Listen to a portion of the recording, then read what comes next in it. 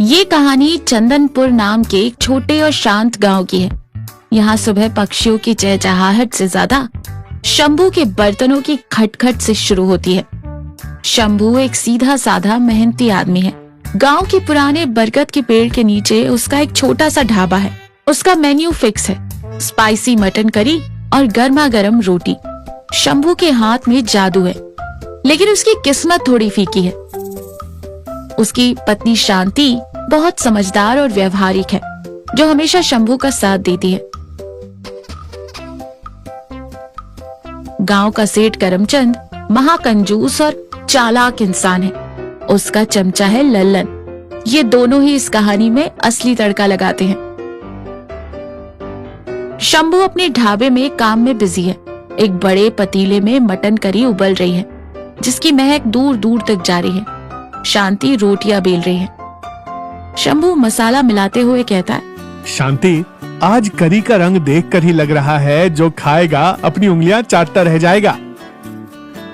तुम्हारी तो रोज ही यही रट है, पर खाने वाले भी तो आने चाहिए ना। पिछले 2 दिन से उस सेठ करमचंद के अलावा यहाँ कोई भटका तक नहीं। अरे उस सेठ का नाम मत ले।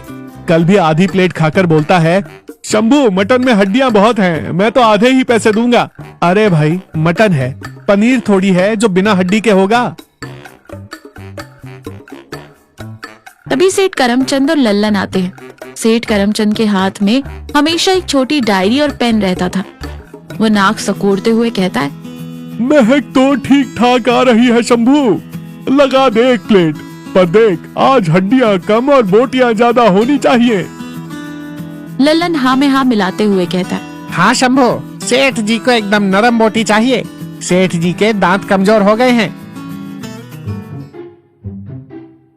चुप कर बे, मेरे दांत लोहे के हैं, समझा? शंभू गुस्सा पीते हुए कहता है, जी सेठ जी, आपके लिए स्पेशल प्लेट लगाता हूँ।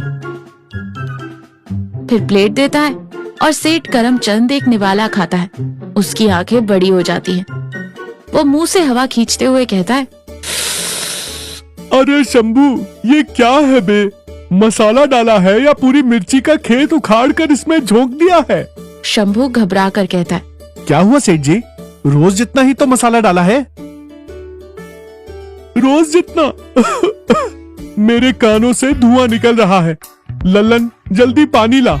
लल्लन भागते हुए कहता है, ये लीजिए सेठ जी। सेठ गट-गट पानी पीकर कहता है, शंभू, आज मैं इसका एक ढेला नहीं दूंगा, उल्टा तू मुझे दवाइयों के पैसे देगा। पेट में आग लग गई है मेरे। शांति गुस्से से आती है, सेठ जी, आप रोज का यही नाटक करते हैं। कल हड्डियों का बहाना, आज मिर्ची का। पैसे नहीं देने होते तो सीधा बोल दिया कीजिए ना। तू मुझे सिखाएगी शांति? अरे तेरा आदमी शंभू मुझे मारने की साजिश कर रहा है। मैं जा रहा हूँ। आज के बाद कभी इस मिर्ची वाले ढाबे पर नहीं आऊंगा।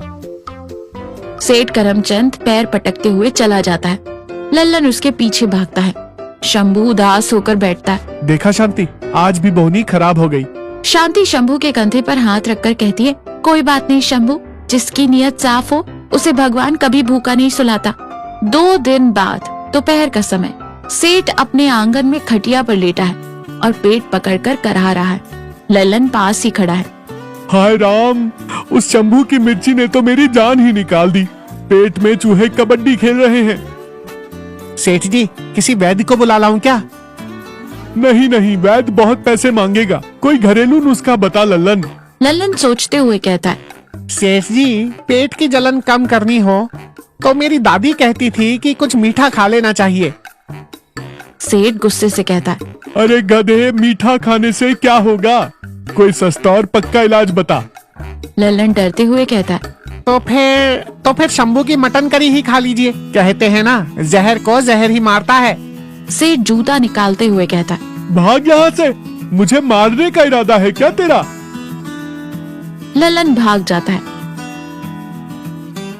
सेठ पेट पकड़कर फिर से कराहने लगता है और खुद से बड़बड़ाकर कहता है, पर सच कहूँ तो जो स्वाद शंभू की उस करी में है वो पूरे गांव में कहीं नहीं है। वो जो मिर्ची थी ना, उसमें भी एक अजीब सा मजा था। जबान उस स्वाद को भूल ही नहीं पा रही है। 3 दिन बाद रात का समय, शंभू और शांति उदास बैठे हैं। आज भी ढाबा पर कोई नहीं आया। शांति, लगता है सेठ करमचंद ने गांव भर में मेरे बारे में कुछ उल्टा सीधा बोल दिया है। कोई मेरी दुकान की तरफ देख भी नहीं रहा है। शंभू, हिम्मत मत हारो। हम कल एक काम करते हैं, हम मसाले थोड़े कम कर देते हैं, शायद लोगों को कम तीखा पसंद हो।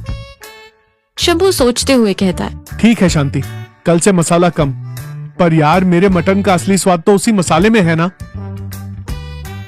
शंभू ने आज मसाला कम डाला है। तभी लल्लन इधर उधर देखते हुए छुपते छुपाते आता है और फुसफुसाते हुए कहता है। ओ शंभू भैया। शंभू हैरान होकर कहता है। अरे ललन, तू यहाँ? सेठ जी को पता चला तो तेरी खाल उधेड़ देंगे। अरे शंभू भैया, सेठ जी ने ही भेजा है। शंभू और शांति एक साथ कहते। क्या? हाँ, सेठ जी को आपकी स्पाइसी मटन करी खाने की बहुत जोर से तलब लगी है। पेट तो ठीक हो गया, पर कह रहे हैं कि वो मिर्ची का स्वाद जबान से जा ही नहीं रहा है। शांति हंसते हुए कहती है। अच्छा, तो फिर सेठ जी ऐसे चोरी छिपे क्यों मंगवा रहे हैं? अरे भाभी जी, सेठ जी की इज्जत का सवाल है ना। उन्होंने पूरे गांव में ढिंढोरा पीट दिया था कि वो यहाँ कभी नहीं आएंगे। अब खुद आएंगे तो लोग हंसेंगे, इसलिए मुझे पार्सल लेने भेजा है। शंभू मुस्कुरा कर कहता है। पर लल्लन, मैंने तो आज मसाला कम कर दिया है। लल्लन अपना सिर पीटते हुए कहता है। हे भगवान, अब मैं सेठ जी को क्या मुंह दिखाऊंगा? वो तो मुझे जिंदा गाड़ देंगे।